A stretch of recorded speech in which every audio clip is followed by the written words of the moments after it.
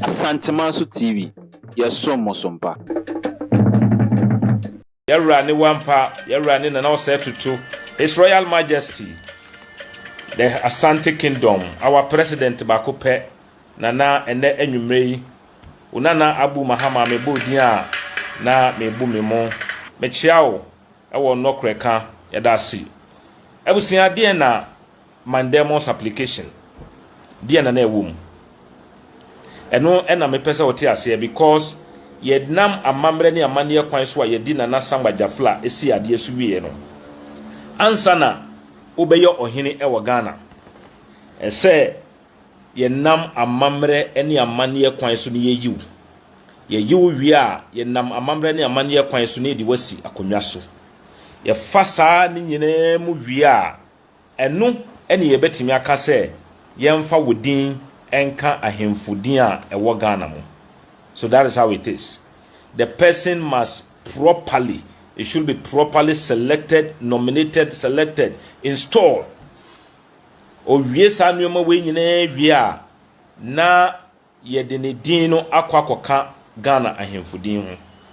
Enti me mpese mese wo mre pii no me pese me de ukọ judgment na judge no emaye a oma order a enam so a Unifying ene Dormahene ene Farouk eka osan court say court en stay sa order no se ne be ya omo mfa anye adwuma eno ena me pese me ne wo komu e de ba nnuoma ena judge ne kae me pese wo fa the judgment me pese wo fa the judgment no wo fa judgment na wako page 26 judge no heading no say determination of the application. Determination a kwanya offer so a ordinary judgment eba and will make it statement be and no ena me person menu ye kan me susu say me nyansa esen enti me person wo fa wo judgment no me de bia to me page ho wo kwa abehunu say judgment to me de ato ho wo betimi a download na watu obu ase enti pages na me kan nyina na watwetwe to ho enti wo kwa na wakokokan maame no eba no ene wo kan say o say on a careful consideration of the affidavit evidence and the arguments contained in the statement of the case file on behalf of the parties, the genuine issues for these court considerations are o say me hwe nneoma a munyina maka eni ehunsem nyina enneoma mi etemwani a court no be gina so na wodi na temwo beba eni ye dikan or see whether the applicant has fulfilled the basic requirement for his name to be entered in the National Register of Chiefs. Or see ansana medi order bi beba ana medi instruction beba no ese se me hwe se nipa na waba me ni mu se me ma yemfa ne nkrata enko ne yemfa ne din enkas Ghana ahemfudin ho no ese se me hwehwe se na me hunu se ampa o se fata se ye di ne din eka Ghana ahemfudin ho ana. And that was the first a year or the two ho ebusiafo me pese mutinwoma biase sampa konwa at any given time nipa baako pe ene tena so at any given time ohini baako pe ene tena so enti se yamfa ne se judge no ehunu se ampa sampa konwa no obi etisu dada obi enama mambre ne amane kwan so etisu dada enka onko that stage o se ansa na meka se yamfa wo nkrata anko ne yamfa wodin enko Ghana ahemfudin ho no esese mehwe se ade a esese nipa ye na ye di ni din eka Ghana ahemfudin ho no waye saade na na. That was the basic standard that was set here. Enti se judge ne kɔ nanimu eko oda se mumfa na nankrata ne nkɔ ne yamfa ne din ka Ghana ahemfudin ho a na judge ne pese wo kyerɛ wo se ampa na ameti ade a ese nipa meti ne ye di ne din eka Ghana ahemfudin ho. Enti Mesro, read page 26. at any given time nipa ba ko pe ne tena akonnwa no so enti senka obi ti akonnwa no so dada a wonam mmra kwan so no wotena so onam amamre kwan so no wotena so a enka judge no enka se yensan fa enkrata bi nkone yemfa obi din enko gaga na ahemfudi ho a kire se ona esampa man hene tie ni ye so ho enti wo hwe or see the to determine whether the stool is vacant and the processes that were followed to get somebody ansa na judge ne beka say yenkona obi yemfa obi din koka ho ese judge ne hunu say akonwa no obi ntisu nipa na wotisu so obi tisu so a ebia na nipa no wamfa mra kwan so na wotena so enti ese wo hwe say akonwa no vacant because at any given time nipa ba ko pe ene timi tena akonwa no so enti dian ena judge ne yeye yenko page 29 the person oti bibiasi page 29 ne yenko hwe adibi page 29 of the judgment page 29 of the judgment no you call the second paragraph yenko the second paragraph or see event which have occurred before the Sampa Traditional Council and actions taken by the council will speak to this and will say now irrespective of the counter deposition and submission made on behalf of the first respondent and the second interested party, it can be gathered from the affidavit evidence that the Sampa chieftaincy issues were resolved by His Royal Majesty Otumfuo-Osei-Tutu II through customary arbitration, after which the applicant candidature was approved by the first interested party, that is the Traditional Council. Or see, emfa Nindiye Bono Regional House of Chiefs for Bejina Menimo Kaye, and in the Sam Modia lawyers Kaye.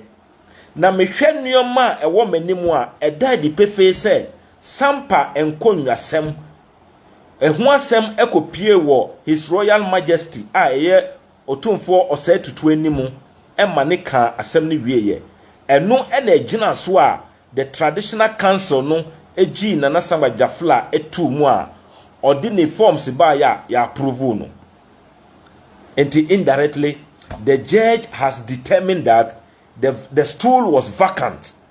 Judge na kase na akonwa no obi ante so. Akonwa no nsem a na ye pri no ekopie mu wo Otumfuo anim e ma yewra edi asem no. Eno na agina so a Nana Samgba Gyafla ye gine tu mu a oswai kire the council members and a council members swai kire na omudi na chi ekopie mu wo menhye a omoyesa. Enti judge e ka asem we.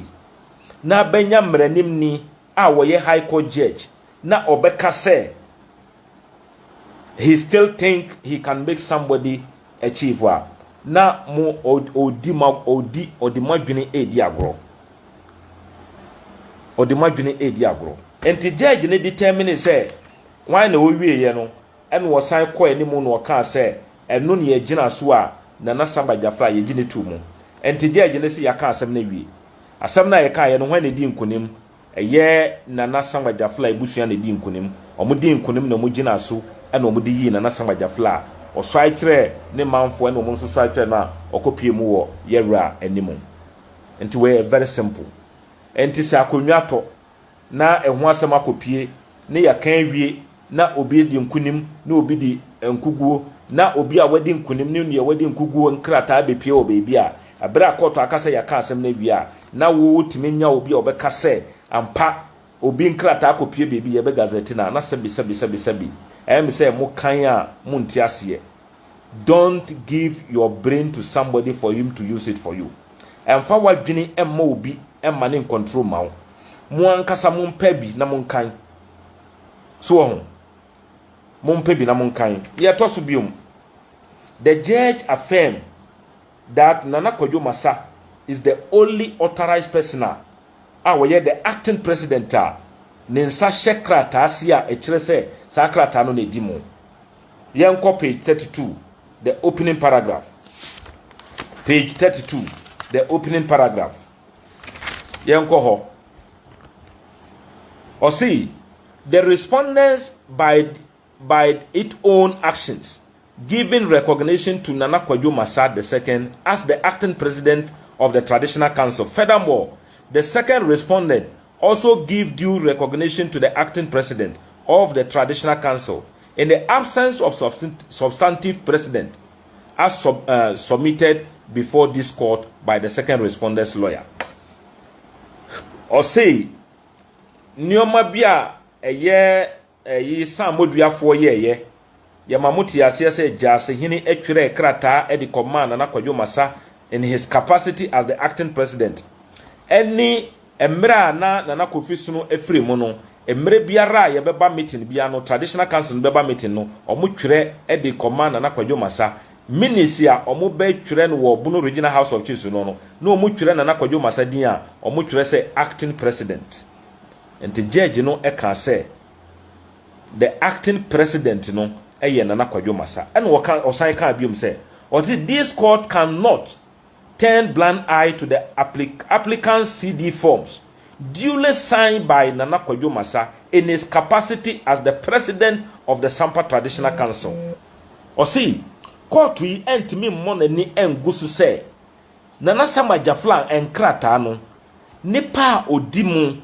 Nana Kwadwo Masa on the acting president of the Sampa Traditional Council no. Nana Kwadwo Masa na nensa ehyasie. So ho. Enti enkrata mbienu yamfa ne se enkrata 30 na akopie wo the National House of Chiefs. Se obiase mi ba ma ya Gazetting me. Na court ne si nipa osefata se nensa hye krata ase a ye gitu mu no Nana Kwadwo Masa. Na court no nso si ono nso na nensa hye Nana Samgba Gyafla ekrata asi. Okay, enti dien ene wo hobium. Enti se enkrata 30 ekopie National House of Chiefs a it doesn't matter. Why na court ne say ono na eseso wo sign Nana Kwadwo Masa. Why na court ne say Nana Kwadwo Masa sign de Nana Samgba Gyafla, and that is all. Enti mesremo emamu ntna ho emma mulenge eni omu a omu pese omu jiji musika enti omu ba no omu ka no kra kire mu a no omu ba se mu ntua sika bia mu ntua nti de bia omu ba no matani asem no e de a kire mu enti mesre mu ne osani Nana Samgba Gyafla enkrata na court ne si ono na wadi mu judge no nso e ka se Nana Kwadwo Masa ono eni obi a odi mu a ese woye. The fact that the Nana Samgba Gyafla ni application forms ni nyina emiti provisions a what the Chieftaincy Act ni mo ahemfomra ewo Ghana court no egitu mu se Nana Samgba Gyafla ni nkrata no emiti sa ahemfomra esese nipa miti ansana ye de nedin aka ahemfodin ho. O kan judgment no page 33.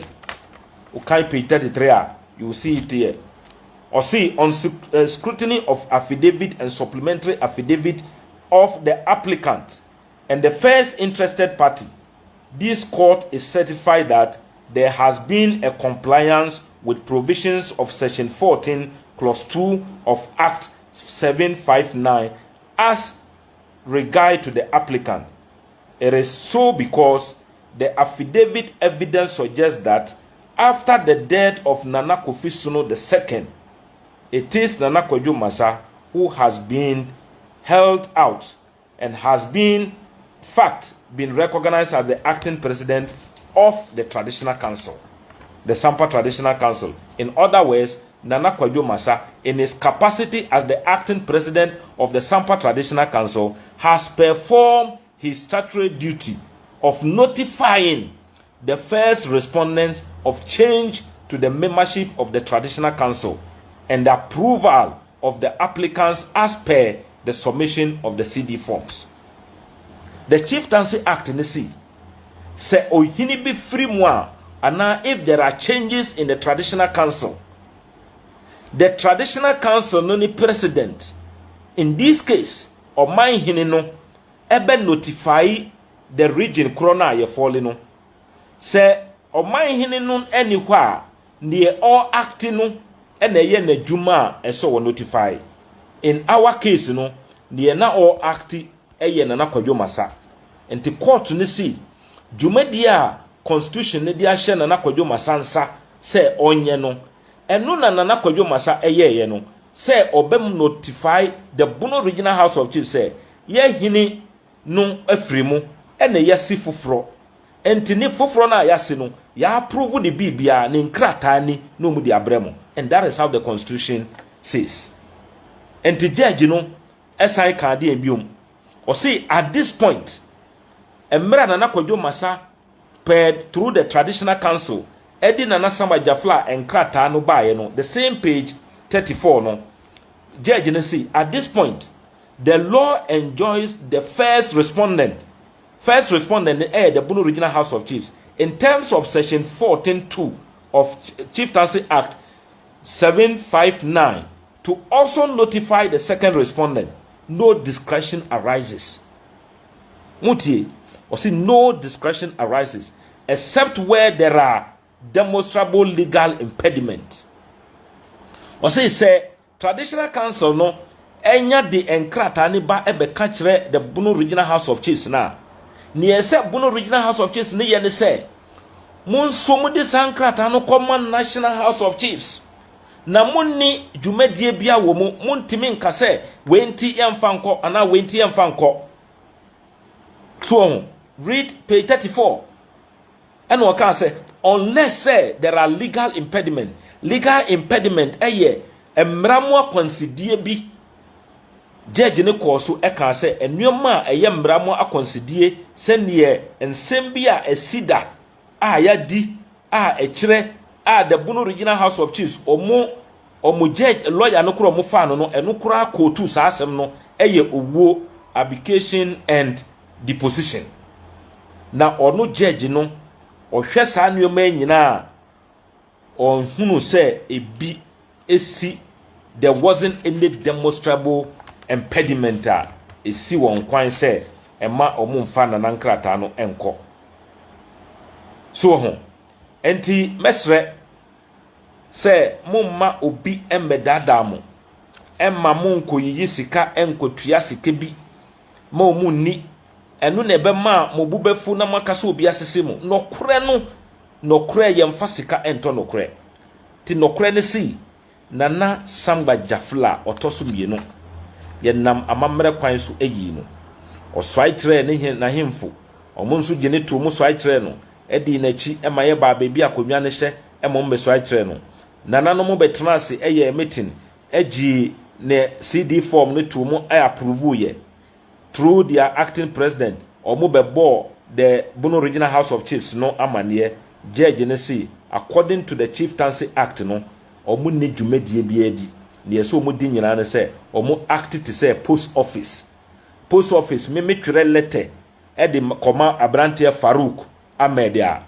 post office phone ti me enti letter no enka say grammatical errors wo mu ana letter no na nka say 100 words and me twere no 50 words ni santi no omo mfa nko. They cannot say that. Omo madwuma ne say omo be deliver the letter to abrante Farouk ti anu wie a ono mbom ene wo questions bi ene ayi bi a ono na bebisa. Enti the Bono Regional House of Chiefs no eye conveying belt na no kra ye ba court omo lawyer ekaye that they are conveying belt. In the judgment no judge ne can say they are a conduit, they are only carrying an information. Enti obi a ye di ade amawo a wudwumadi a wo ye nyina ne say wo carry ade no koma obi na wo ye na dwuma no na wo tena ho enu no hu esre say me matena si matia no mahwe ma reject na wanya high court judge na wetimi anya nananom asebi anka nananom di mu wo nimdi a mu wo enkurofo a mu nim ade e wo mu nkuro no mu a senka mu nim kura na ono nkwa na ye lawyer kura mpo a mu wo lawyers wo mu kuro mu a mbetimi consult wo na manya judgment ni bi di a kire wo na maka kire wo say na judgment ne tie na mu narrate wo na benya mu na makotena si na mu di mu nsa behye mu da murifa mu na na adwoman badu ebedi manim na odi enengwase eba moso na mo nso muti ho na oye mo yodium mesremo enye sei na mo nananom kon ya o mo de chichire mo kuro no se saa suban we bi no mo de ya nka mo kuro no enru bebi a moduru ya mo benya aheni a mo di a mo kọ the ama aban enkriti a statutory body ema mo nkọ ho te mesremo ama mo ma mo ho kan emma eyi Dormahene ene Unifying emfa mo ni agro mesremo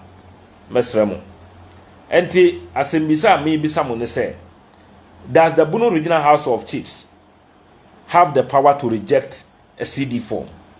So Bono Regional House of Chiefs omu wotumi say omu betimi aka say CD forms ade aba no ya disqualify ya reject yanko page 34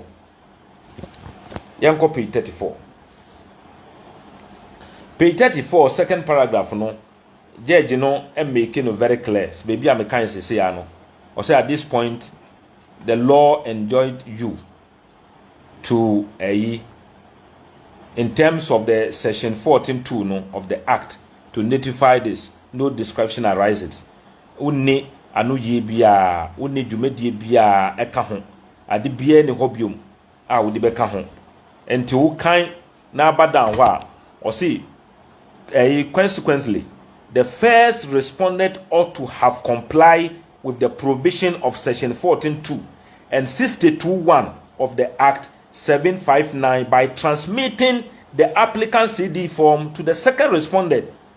By this provision, the first respondent only act as a conduit for transmitting the CD forms of the applicant to the second respondent. Period. Samukaya muntiasie Unifying any Dormahene mesremo. Don't continue disgracing and then don't continue making foolishness of your education.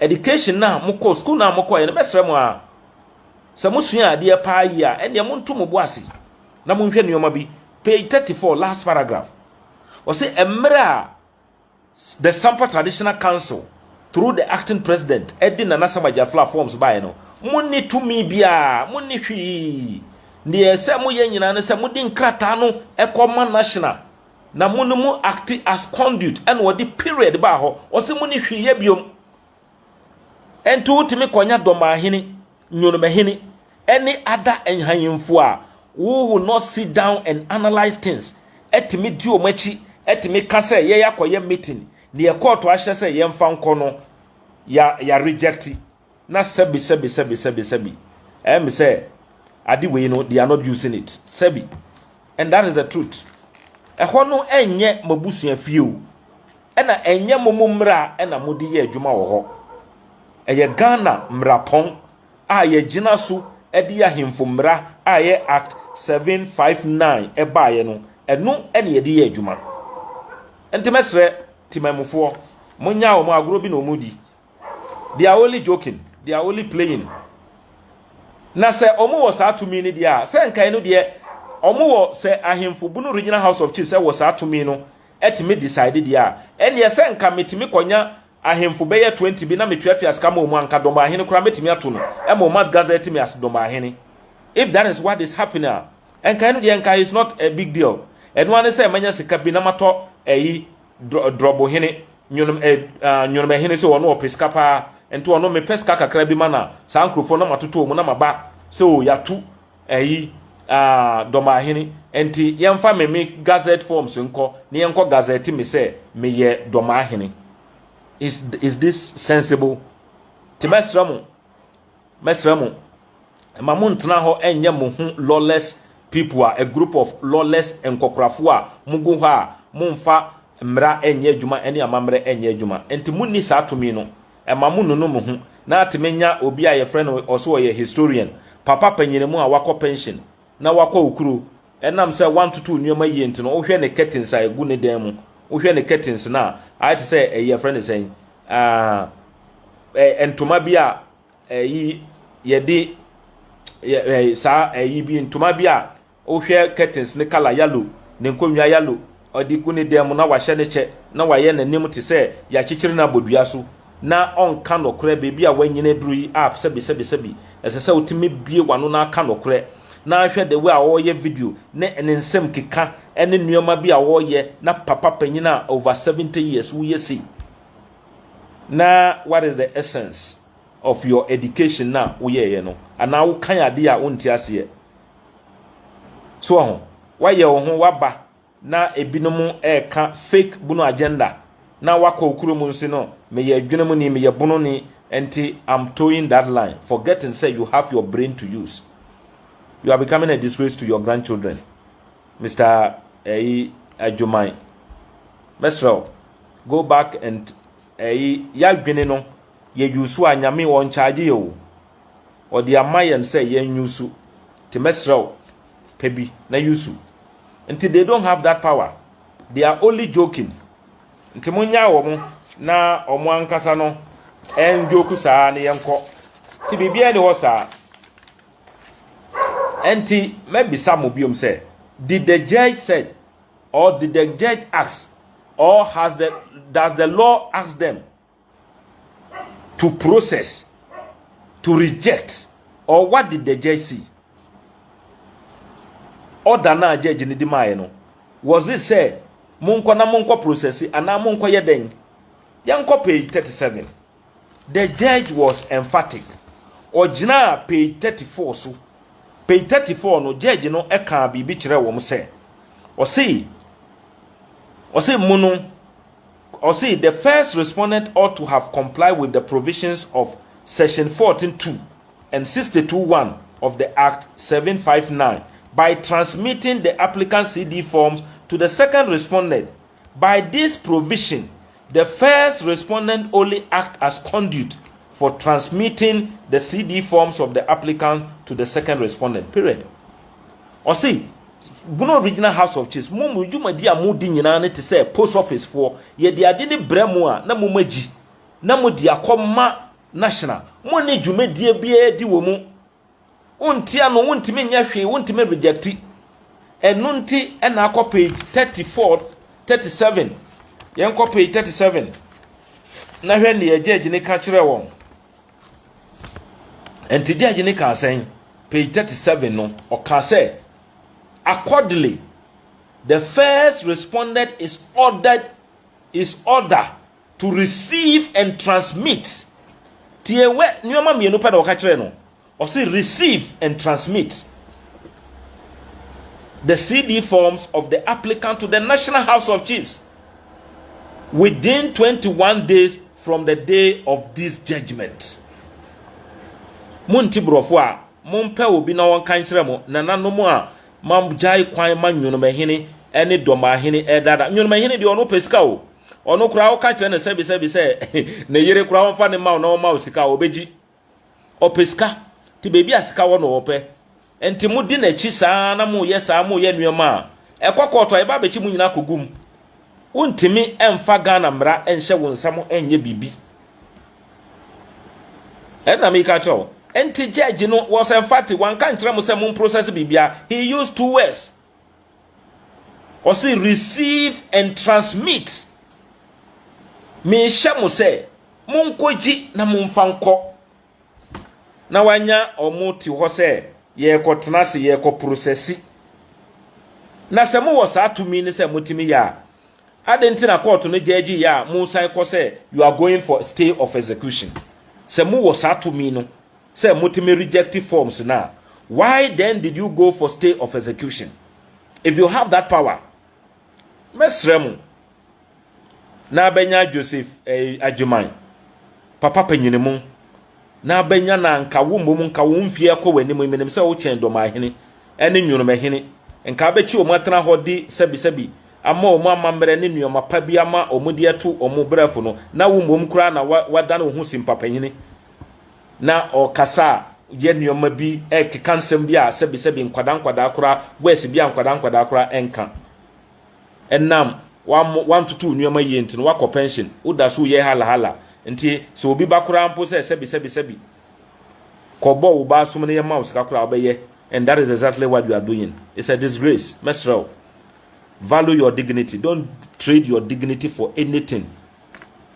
enti abusiafo mesremo judge no was emphatic omuti ase in page 34 say mo dwuma mo ye nyina ne say muji na mo di akọ mo ne dwumadie bia ka ho biom enti oba ya odi ohye ne ma wo mo no na o ka kire mo say mo se ne mo dwuma ne kire say muji na mo di kọ no ma hye mo say munji na mo mfa nkọ na wo benya krachini a wako school obetimi akan we na wasen aka say the Bono original house of ahemfo ekotrase ekotu aba ewoso me bom paye say omutu aba no metumi atwere omudin di aba ne yanya list ne say ampa sa nanan we num ene ekotena hotu aba no, and we will make sure say emra no mu ene mu bedi. Mr. Jumaya me ne kasa so oka kire me say ahemfo no mo obuno no they are corrupt. Oka kire me ne discuss oka kire me o say the problems in Bono are because of them. But on the other side na waba ne kurom a em se nneoma ye diama no ombe hu no moma na envelope kakra bi pe na wasesa na dwen mo be kaya is the same person a wotimi kyerɛkyerɛ ye se ampa otumfo kin na ye frɛ no enye ye kura na ye frɛ no ye ne gi otumfo no ho na broni fita na di kin ne ma no ene owo ne kurom enam se nneoma nkoyi a wakɔ ne kurom a omope kakra ma no so no na no wasesa wo ye enti integrity no eni ho. These are the kind of people mesremo ema mo ndwan ma dwini emma ne pa mienu miensa bi emo play with it. Mo ankasa mo mpe document ne bi bra me page ho hwehwe me di documents ni nyina egu ho wontimi nkinkan akope obi mane explaining kire wo ne hu no na nsem a wo keka say nioma bi a ne nsem bi a wo keka bi se me fere program say meka because ento asomo me hwe na nwumre ya na me ba small girl let me nchen o bisami na dada hwan na ekasai ne ye kan ye no bi na wo kan ho asem na no say that's how it is. Ntimesremo they don't have that powers and they don't have that right. Send here who can page 34 of the judgment. They don't have, their duty is to deliver, take and deliver. The one who to vet, the one to process is the National House of Chiefs. Ntimesremo bibi eni ho agro bi no mu di munya omo enkwada agro na wo mani so omo dia ma ne bedru point bi a mra no bema omahunu na omajai enti dia ena judge no ekaye obi ebisa se can Farouk Ahmed alias Samgba be gazetted as a paramount chief of Sampa? Ebusian answer ni no.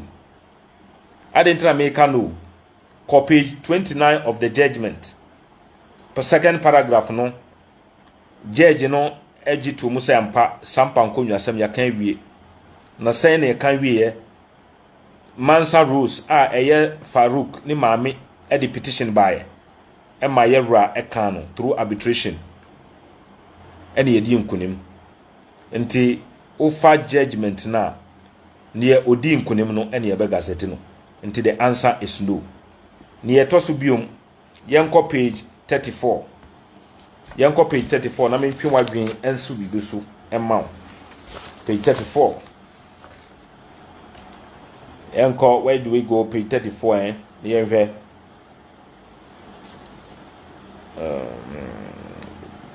Page 34 let's go to page 34.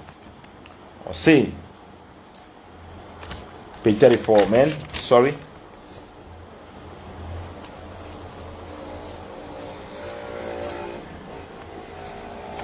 Page 34 no say nana Samgba Gyafla nkrata nana kwadwo masa ene sani ye ena okoso eka say the nkrata na eyifo ka say omudi akọ mamen kan na tie ni ye or say find myself or say no description except where this or say as rightly argued and blah blah blah blah as part of this.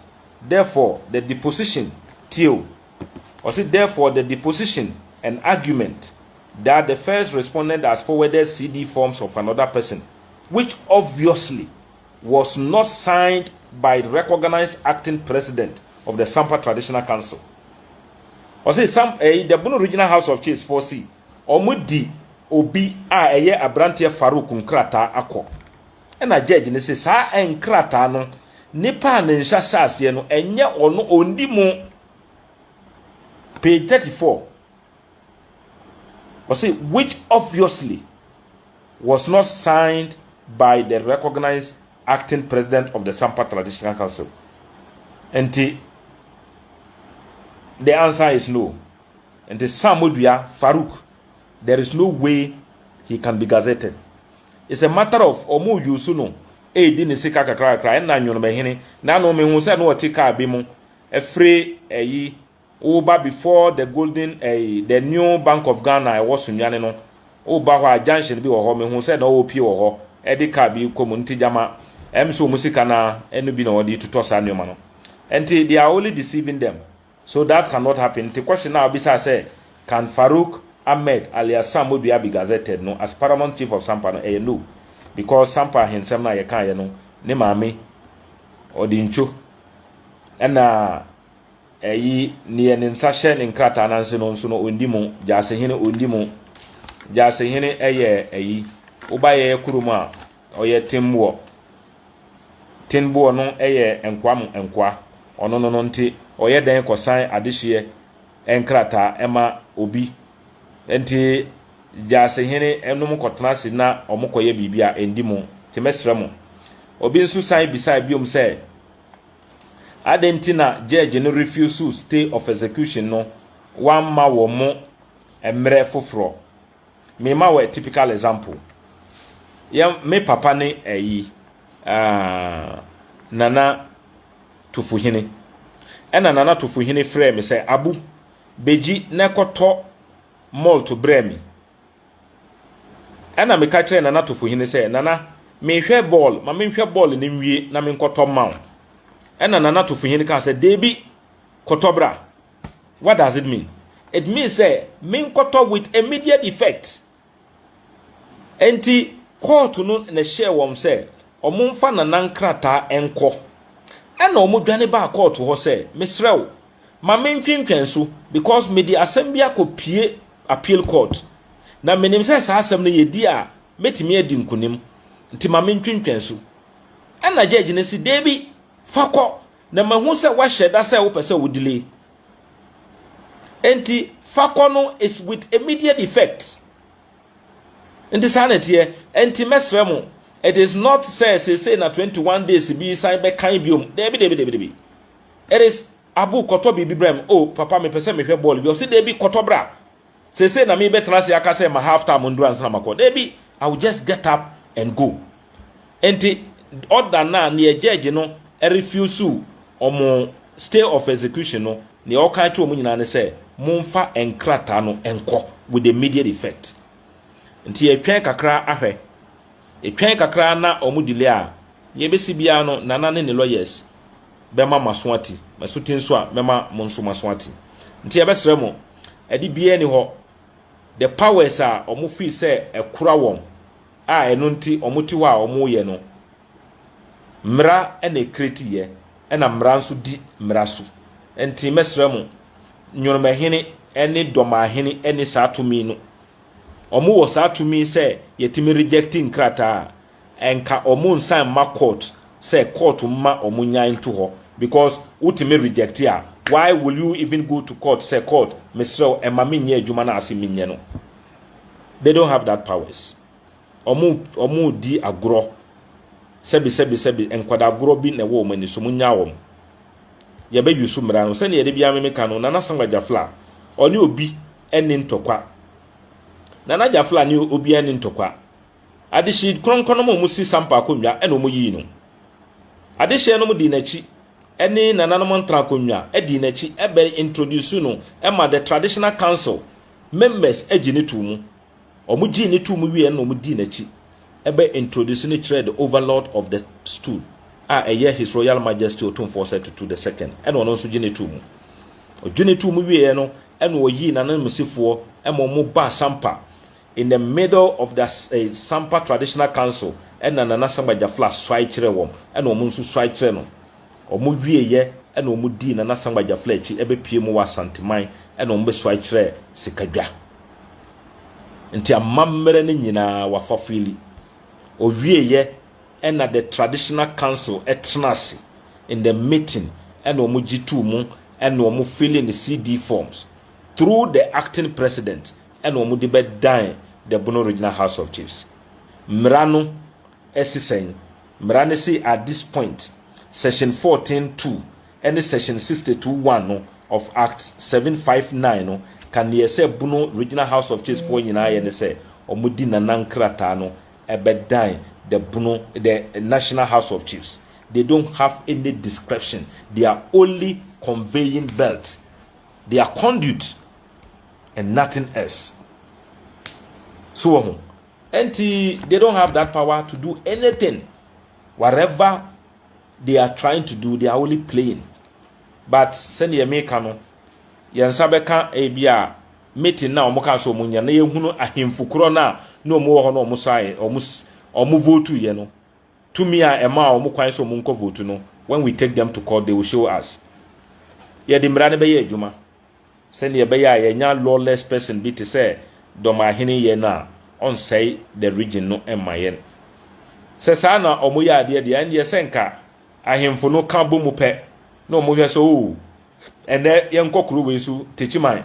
Ebi a teach mine, nipa way near person di hine, or be more 1 million pe, no ma form or ma prepare a gazette form, no more the national. Ye region no ye jatumu, way near person who di hine wo teach mine. And now way near person who di hine wo ha. It's not done anywhere. Temes remo, agrobi no mudi, mamulenge ni ayi, temes remo mo amuwa sampa, emmebuno amuwa sampa, mamifo amuwa sampa, emomu nadamu, ombeba na mu yisika, na mu yesi, eno na mu ya mani bedru point bi anama kaso obi eji musika edi. Mesremo a, bon hunu se bibia ni hwa ebesi sambio. Sampa nkonyu asam ya kan wi. Ye ni namu a ye kwa ye be nyina no. Arbitration na ye raka ya a judgment no wo ho no. Obi anko court enko setting aside o. Ni omu kwa omu ba nyina ne say they are fighting against the gazette process of Nana Samgba Gyafla. No mo ye. They are not doing anything. The judgment na nkasa de a judgment a Santeman etna suka ye no. No one has taken it to court and that judgment is valid. So enti mesremu there is nothing that is going to change. And me ti assembly say Mr. Jomai, the fake historian no our free dwene no papa ene Unifying ene Dormahene me debia me ka say I me say like baby omo ye adwuma kora no they don't understand the institution now omo wo mu no because if they truly understand mate say say Unifying ene Dormahene ene adwoman mensa no a obo ne ho samra ne so oye historian no ono omo ka say blast tool why na ka kire o say akonwa tuntum ohini ene hweso ohini na bodyguard ehwe dan ne so enti sa akonwa tuntum be di wo hope na eno a kire say wada ne this year enti meme ho dem meme wo me ya hemkoa me sum e wo fie ho na menya access to the place na me fa akonwa tuntum no ekohye baby ana me loku dan ne so me obi amra wape na eno adane me this year na enu mama dane de hye prekupa metime di akonwa empanyinefo amodi akonwa manyini aduru sei na mo behave the same like this so na mo behave sei ebra sa asem yi bi asi wo the Bono Regional House Bono that time na ye Bono Ahafo Regional House of Chiefs ye nuanom banafo na ne osefata so odi akonwa no na akonwa tuntum no ne ho na akonwa tuntum no kodi ebinom ho enam sa akonwa tuntum no wo mu ho no ena omu si omu hene ena omu a akonwa tuntum no omu nso si omu hene omu fa mamre ne amane mu si omu hene asem no be pie wo Bono Ahafo Regional House of Chiefs wa ema mu ka asem no but then nam say mu bebre mu nkan mu hu nuama mu nkan enhu no near asida na say mayano I say galamsey chieftaincy madan mo hu galamsey fo na eyi mu mpe amamre ne amane ensua na sikadie na ayemo de te say Unifying ono sika na sebe wudi sika ma ne kura me ba ona so me de sika ma ona fa wo yire ma me wo de be ma o hia sika ne se ne nkwa ne se ntino onye ne yese fata ne mmra ne se no he will not do it no wanya lawless people no mu ye in that case no a e call ye kope bi na munkan eye the republic versus osaberma okun yiridon kwajo sito the first S party opanyini kwajo fojo monko be sa case bi na monkan the republic versus osaberma okuyiridon kwajo sito the first S party opanyini kwajo fojo monko pe sa case ni bi nkan. The Supreme Court make it emphatic say the possession of the blast tool is not a condition precedent for the installation of a chief. Because a condition precedent and ye metimi ya boko na me bodu ati say Dormahene kuro na meko na metimi akoye boko na makoro na makofa akunya tuntum no pe na me di akoshe dan bi mu ay na me say wo me hope no na madan di share prekope. It's not done anyway. Enti mesremu ni omu ye ne nyina no ye be fa mra kwan so na ye wi a enim se mra no ene binom bedi ebinom bedam definitely because we want the law to work. Mesremu e mabunu amwo the bunu region ye besremu ye ne bunu man ye ni to say like ye nyina ye kabom ene obi ye hene a ye friend Dormahene dey bi over the bunu region now. There were diverse group of people coming together to form that region. Me a minimum ka say me ye nafanani me mami eye nafanani me mami shenyole dishi kronkron oba ehwa ye wo ada enkrofo wo ho oba bunu region ho a ukọ your friend is saying ukọ Kintampo, yewo wangara fo ho, yewo banda fo ho, yewo sekwa fo ho, yewo enkrofo badu fo ho, ene enkrofo bebre coming together to form that region called the Bunu region. Enti emama dwimu nyamu se yewo one tribe bi pene wo ho, ena yewo ohini bia ye frɛ no Dormahene. Dormahene ono ye Dormahene kuro ho, Dormahene kuro kitikiti no, ɛhɔ na ɔyɛ ohene. Enti mesremu nie oye enemu be fi se odi ye sampa na momfa ho ye gya no mane sosidi ya enkade be chi odi beba mo nkuro ni nyina so enka obetena the Bunu regional house of chiefs wo na nie ono pese oye ohene no na odi na si hene mra no nso enkyere sa. Enti mesremu let us come together and fight these lawless people eye Dormahene ene Unifying omu di problem be ba the Bunu region ahemfo problem say wo Bunu region nyina no they are the cause of them e ba ya penu mu ko rama ko peskadi sunya de yi say ba ya pena Unifying o ko ko peskadi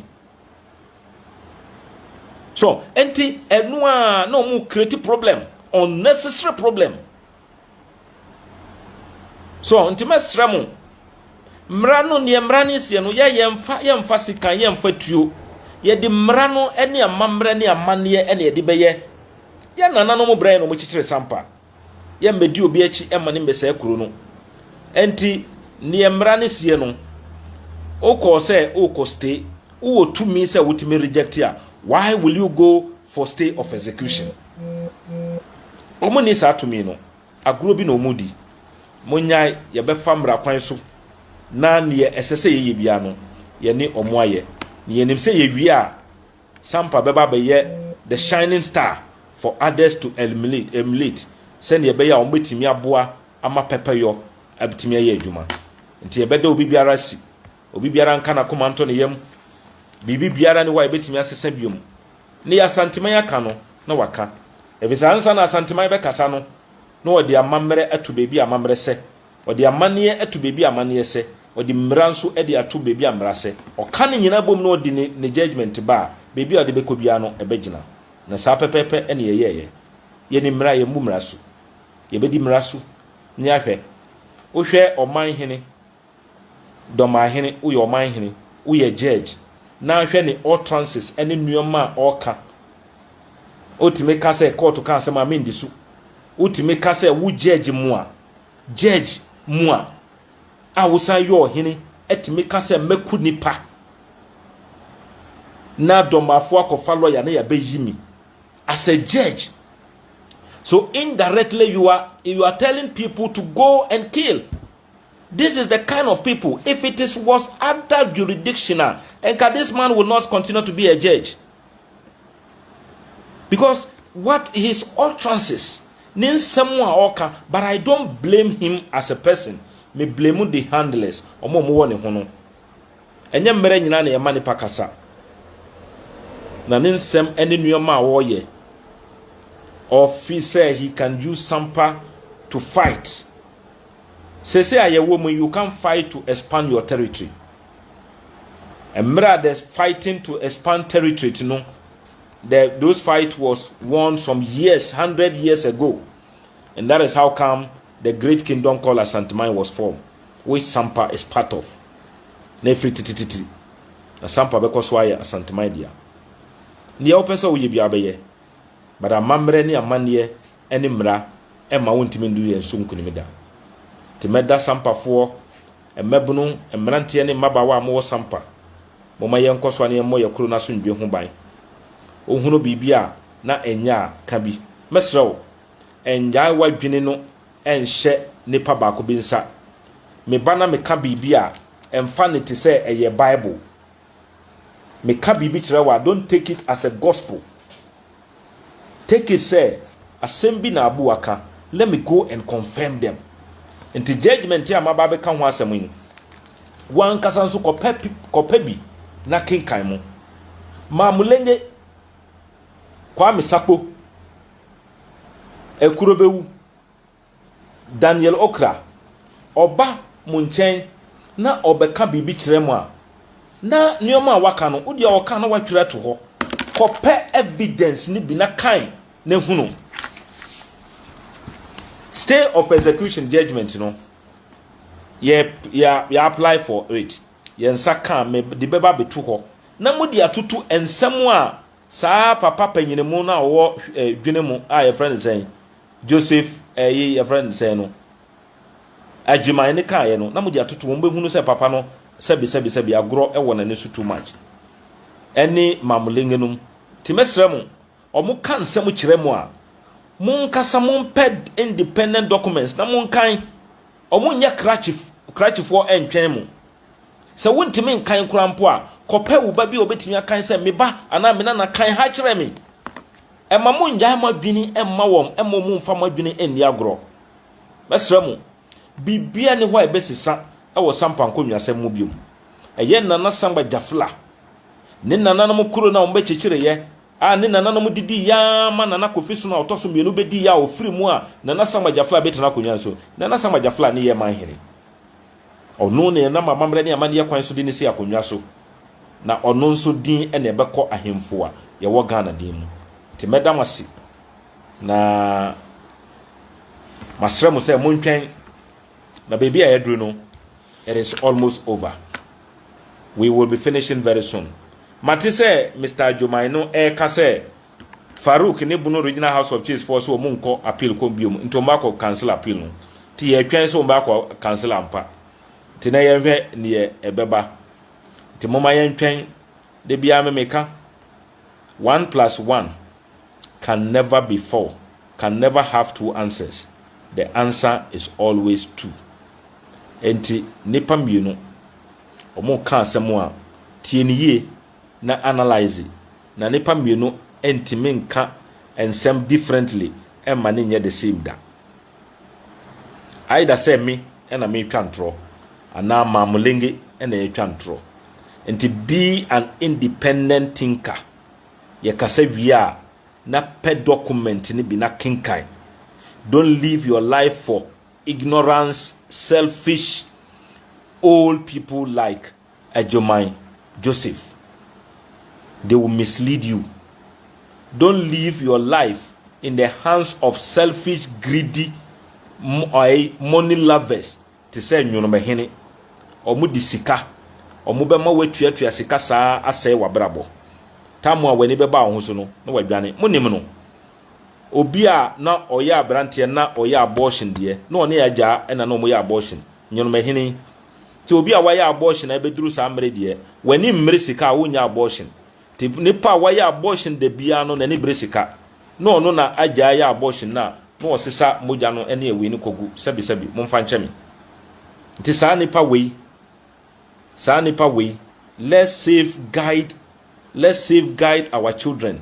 Let's safeguard the independence of our chieftaincy institutions. Let's rise up and make sure say enyoma esefata ene ebeye. Let's rise up and protect the peace of our town. Mesremo, we don't have any other town apart from Sampa. Don't let people deceive you to destroy the peace of Sampa. Please. Mumma menum ene munuanom etimubi.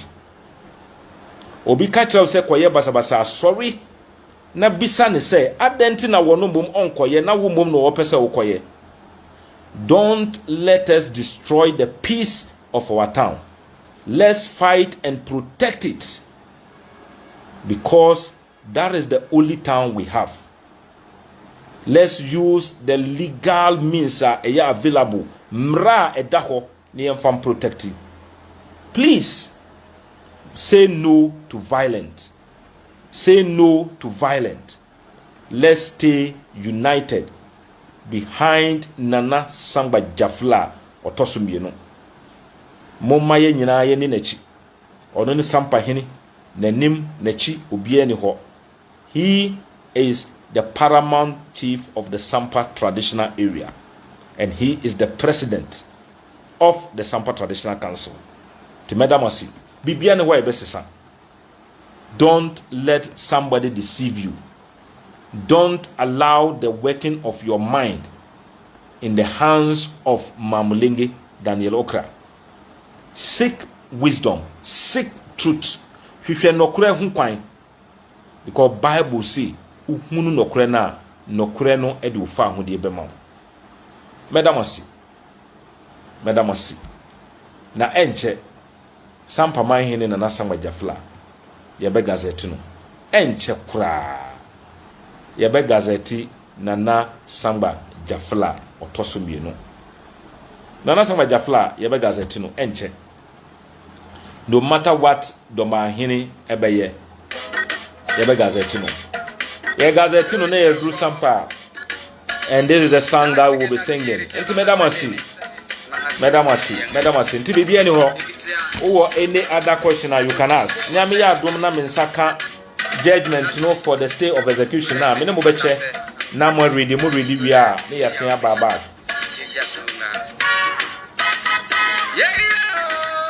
Oh. Enyuma e boy e di share ba kon raskwa metechi. And a bomb man and Samgba Gyafla. La Gyafla.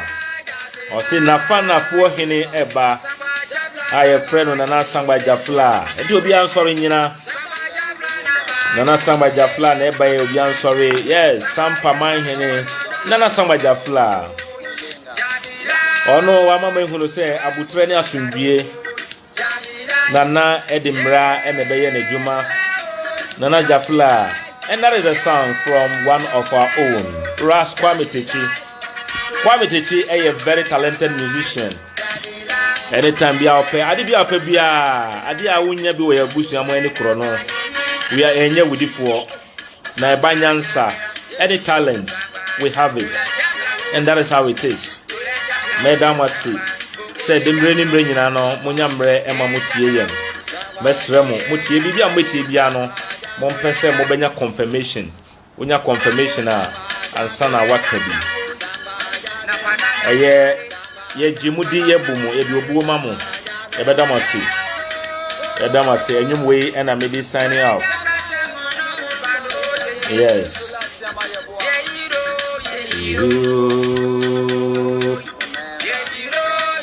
Obi e bisa me say enyum ba ko bi no opeso watie asanteman enyum a raskwa metechi boy ye. Ampa enyum no nso wo ho. Eno nso wo ho. Eno na ebo we kire.